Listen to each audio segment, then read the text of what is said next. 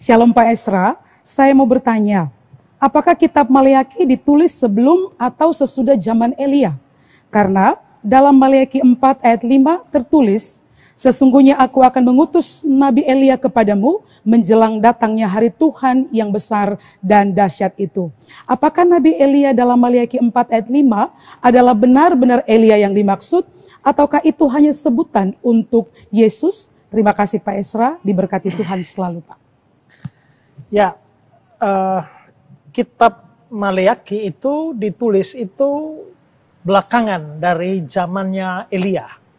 Bahkan terlalu jauh waktunya. Kenapa? Karena kalau kita baca di dalam Alkitab, Elia itu hidup dan melayani terutama karya peran Elia pada saat Israel dipimpin oleh Raja Ahab. Dan itu kira-kira waktunya adalah abad 9 sebelum Masehi. Ya, sekitar 900, tahun 900 sebelum Masehi.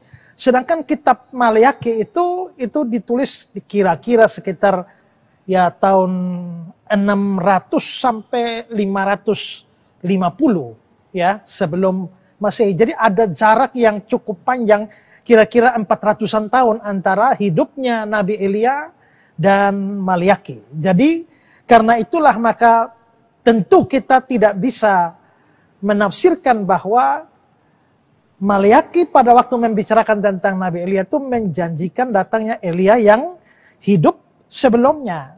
Ya. Nah, apa yang tercatat dalam Maleakhi pasal 4 ayat 5 itu semacam nubuatan, jadi akan di depan ya.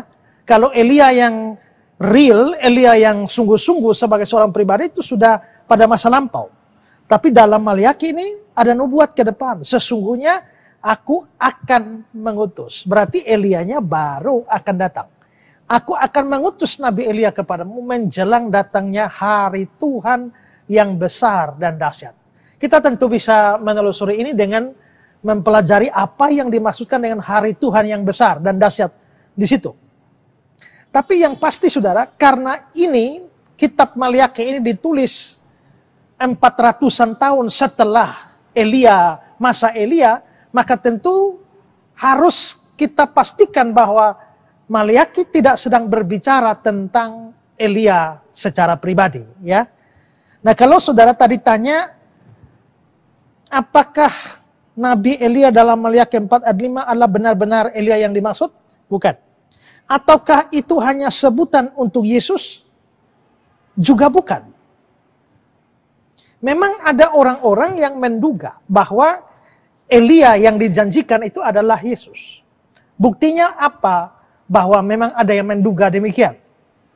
Kalau kita lihat waktu Yesus di Kaisarea Filipi ya, dia bertanya kepada orang-orang, ya murid-muridnya, menurut kata orang siapakah aku ini?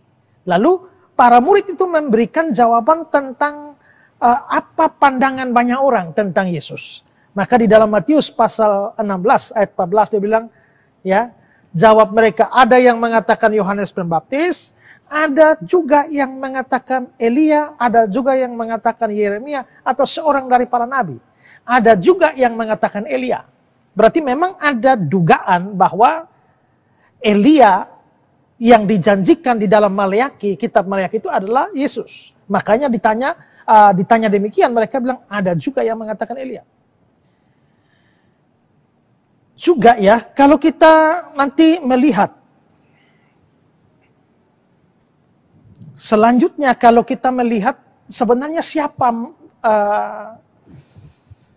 Elia yang dimaksudkan itu, saudara bilang apakah itu Yesus?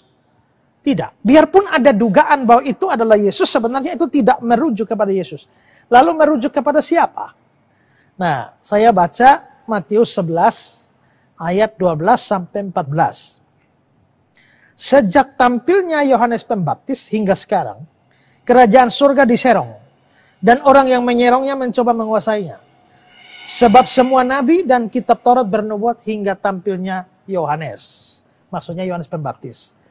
Ini kata-kata Yesus ya, lalu ayat 14. Dan jika kamu mau menerimanya, dialah Elia yang akan datang itu. Berarti Elia yang akan datang itu bukan Yesus. Elia yang akan datang itu adalah Yohanes Pembaptis. Ya. Ini nampak lagi dalam Matius pasal 17. Setelah peristiwa transfigurasi, Yesus ketemu dengan Musa dan Elia di gunung. Nah, lalu turun gunung itu mereka bicara. Matius 17 ayat 10. Lalu murid-muridnya bertanya kepadanya, kalau demikian mengapa ahli-ahli Taurat berkata bahwa Elia harus datang dahulu? Sebelum hari besar itu, Elia harus datang dulu. Jawab Yesus, memang Elia akan datang dan memulihkan segala sesuatu. Dan aku berkata kepadamu, Elia sudah datang. Nah, berarti Yesus mengatakan Elia sudah datang, tapi orang tidak mengenal dia dan memperlakukannya menurut kehendak mereka. Demikian juga anak manusia akan menderita oleh mereka. Di sini Yesus membedakan antara Elia dengan anak manusia, yaitu dirinya. Lalu di ayat 13, pada waktu itu mengertilah murid-murid Yesus bahwa dia berbicara tentang Yohanes Pembaptis. Nah, kalau begitu maka Yohanes Pembaptis itu adalah Elia yang akan datang, yang dijanjikan oleh atau di dalam kitab Maliaki. Nah, mengapa Yohanes Pembaptis disebut Elia? Ini bukan karena Yohanes Pembaptis itu adalah sungguh-sungguh Elia, pribadi yang sama dengan Elia, atau hasil reinkarnasi Elia. Bukan. Yohanes Pembaptis itu disebut sebagai Elia karena dia mempunyai kemiripan dengan Elia. Hidupnya dan pelayanannya itu kemiripan, ada kemiripan dengan Elia. Dan itu ditunjukkan pada waktu orang tuanya, ya, orang tua Yohanes Pembaptis ini diberitahukan oleh malaikat bahwa dia akan mengandung dan akan dapat anak Yohanes Pembaptis. Lalu ada pernyataan ilahi terkait dengan bagaimana hidup dari Yohanes Pembaptis ini. Itu tercatat dalam Lukas 1 ayat 15 sampai ayat yang ke-17. Sebab dia akan besar, dia ini Yohanes Pembaptis. Sebab dia akan besar di hadapan Tuhan. Dia tidak akan minum anggur atau minuman keras. Dan dia akan penuh dengan Roh Kudus mulai dari rahim ibunya. Dia akan membuat banyak orang Israel berbalik kepada Tuhan, Allah mereka. Dan dia akan berjalan mendahului Tuhan dalam roh dan kuasa Elia. Dia akan berjalan mendahului Tuhan karena dia yang mempersiapkan jalan. Ratakan tanah bergelombang. Nah, itu bagiannya Yohanes Pembaptis. Siapkan jalan bagi Tuhan. Dia akan berjalan mendahului Tuhan, tapi dalam roh dan kuasa Elia. Berarti memang bukan karena si Yohanes Pembaptis ini adalah Elia, atau dia hasil reinkarnasi dari Elia. Tidak. Tapi karena spiritnya, pelayanannya, kuasa yang menyertai dia, itu sama seperti yang ada pada Nabi Elia di masa lampau. Nah, menarik memang kalau kita melihat hidup dari Elia dengan Yohanes Pembaptis ada kemiripan. Apa saja kemiripannya? Pertama, saudara, ada kemiripan dalam hal pakaian mereka. Bagaimana memang Elia berpakaian? 2 Raja-Raja 1 ayat 8 bilang begini. Jawab mereka kepadanya, seorang yang memakai pakaian bulu dan ikat pinggang kulit terikat pada pinggangnya.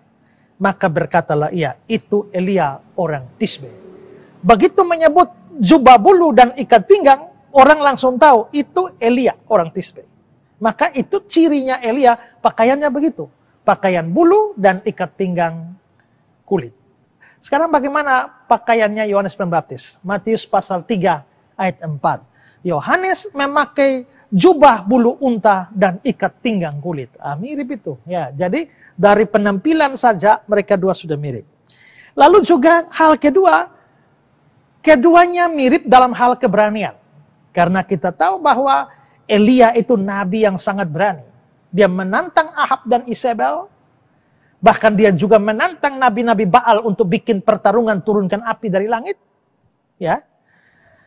Itu sama juga dengan Yohanes Pembaptis yang berani menantang Herodes, ya, yang merebut istri saudaranya Filipus, yakni Herodias.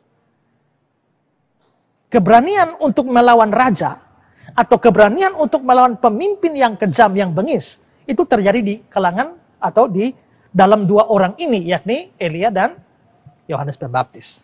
Lalu yang ketiga, baik Elia maupun Yohanes Pembaptis itu sama-sama berusaha memulihkan suatu agama atau ibadah yang sudah rusak.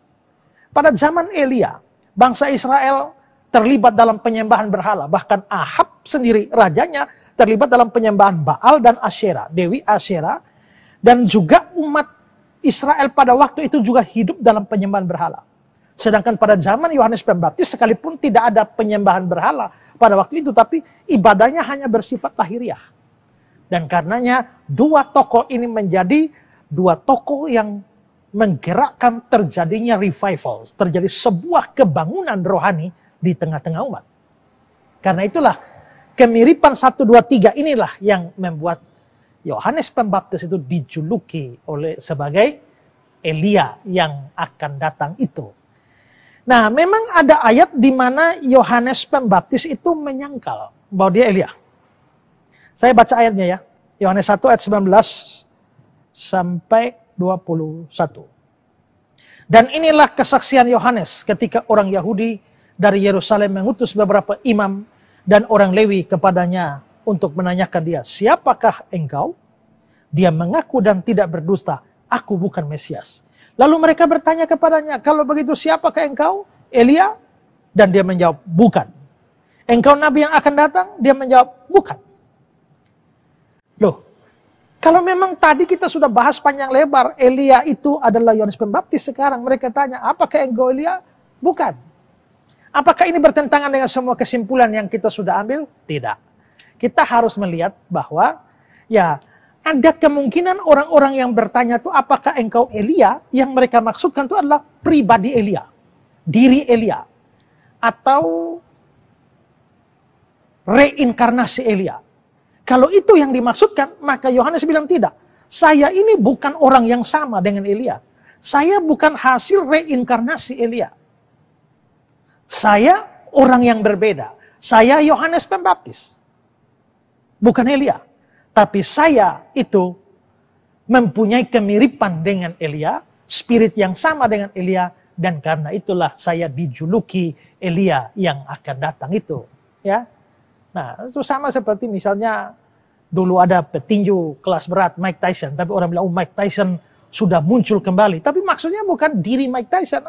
Ada orang lain yang mirip dengan Mike Tyson, lalu dibilang itu Mike Tyson yang baru. Saya, misalnya, nanti orang bilang, Ezra baru telah muncul. Ya itu maksudnya tidak sama, tapi mungkin ada Ezra baru, Ezra junior, Ezra kecil, yang dalam segala hal mirip dengan saya. Misalnya, ya, jalan pikirannya, logikanya, cara dia menjawab pertanyaan, kemampuan dia berdebat, misalnya begitu, mirip saya. Lalu orang bilang bahwa dia itu adalah Ezra. Ya, tapi bukan orang yang sama dengan saya, hanya sejumlah kemiripan. Nah, karena itu kalau dikatakan Elia, Yohanes Pembaptis adalah Elia, tidak, bukan. Reinkarnasi Elia, bukan. Itu yang ditolak oleh Yohanes Pembaptis di Yohanes pasal 1. Tapi kalau bicara dia sebagai Elia yang akan datang, ya itu dibuktikan. Bahkan Yesus sendiri mengatakan, dialah Elia yang akan datang. Ya, jadi kita bersyukur bahwa sebelum Tuhan Yesus datang ke dunia ini pertama kali, ada Elia, seorang dengan semangat spirit kuasa Elia, telah datang lebih dahulu dan mempersiapkan jalan bagi Tuhan kita. Ya, jadi itu maksud ayat itu nubuatan. Merujuk kepada Yohanes Pembaptis yang akan datang kemudian, dan bukan merujuk pada pribadi Elia yang hidup 400 tahun sebelumnya. Ya. Baik, puji Tuhan, sangat jelas ya penjelasan dari Bapak Pendeta.